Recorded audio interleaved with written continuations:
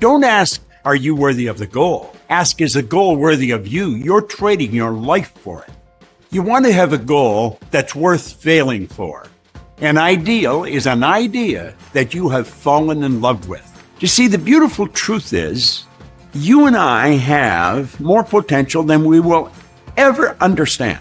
We've got phenomenal powers. Intuition is an intellectual factor. It's like perception, the will, reason, imagination, memory, and intuition. These are higher faculties. These are the faculties that separate us from all of the rest of the animal kingdom. All the rest of the animal kingdom is completely at home in their environment. They blend in. You and I are totally disoriented in our environment.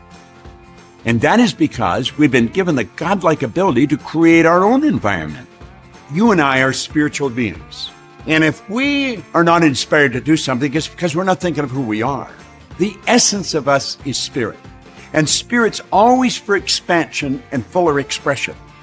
He gets into that so beautifully in the area of imagination. He said it's the most marvelous, miraculous, inconceivably powerful force the world's ever known.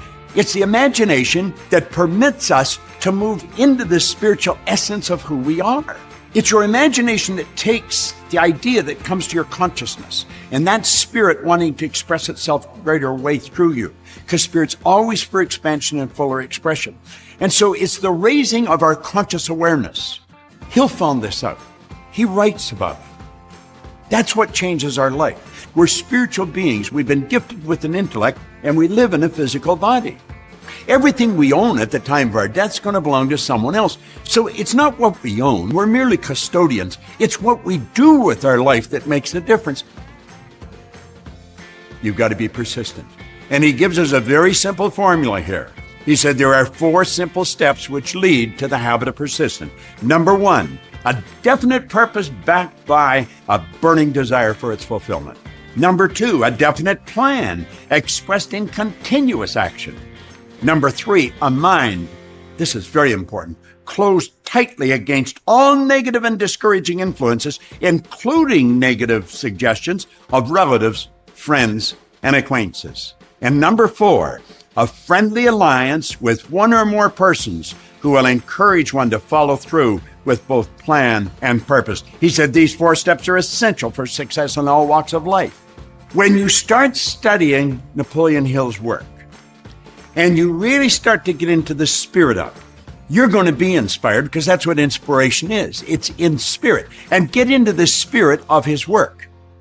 He had one objective. He wanted to wake you up. He wanted to wake me up. He did wake me up. Hopefully you're awake as well. And as you start studying into this, you'll start to realize there is literally no end to what you're capable of doing. He said, ideas are intangible forces, but they have more power than the physical brains that gave birth to them. They have the power to live on long after the brain has created them has turned to dust. Napoleon Hill's been dead since 1970.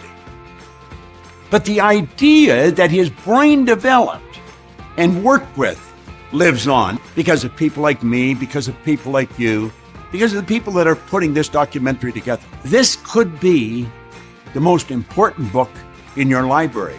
When I set a new goal, I have difficulty believing I can do it. Intellectually, I've studied this long enough that I know I can. But it isn't your intellect that does it. If it was the intellect that does it, our school system would be screaming successful. But we've got people graduating from universities all over the world. They've got an enormous amount of knowledge in their intellect, and yet they're losing, they're broke, they can't find work. So it's not your intellect.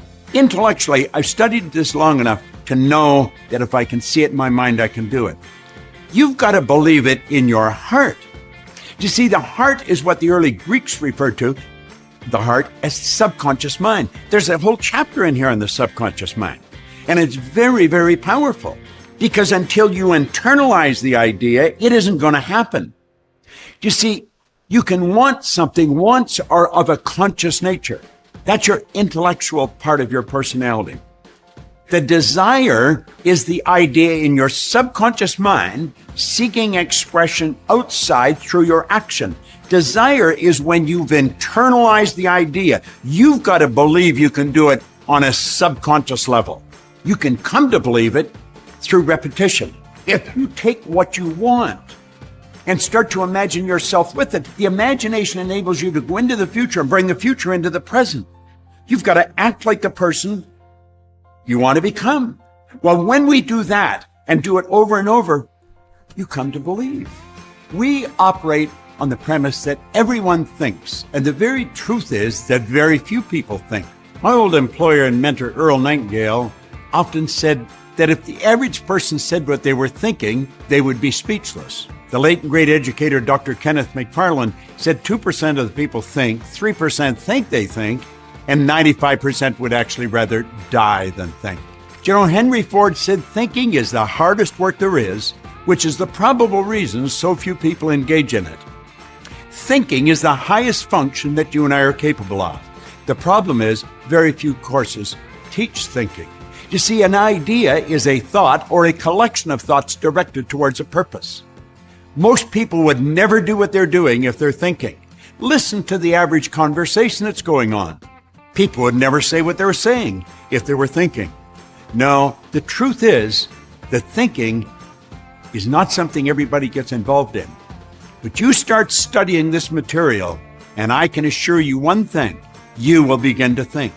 If a person's going to accomplish anything of any consequence in their life, they have to get into the spirit of it. In other words, I think we have to understand, where does the information come from? Where does the energy come from to create things? Well, we go to spirit. Spirit flows to and through us, and we can think, the highest function that we're capable of, and we build an image in our mind. Then we have to be true to that image. We have to use our will to hold that picture on the screen of the mind, and we turn the image back over to spirit, which is within us. Through the reciprocal law of spirit, it gives it back to us in physical form. Now, this is truly getting into the spirit of the thing. That is what being inspired is all about. And all great work came about because someone was inspired to do it. All the great paintings, Rembrandt, Van Gogh, all of them, they were inspired to do the great work. We have to understand that whatever Rembrandt or Van Gogh used, we have available to us. We're God's highest form of creation. Spirit flows to and through us. It's our responsibility to decide what we're going to do with it. I think we've got an obligation to do great work.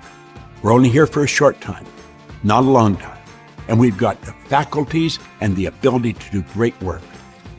I think we should.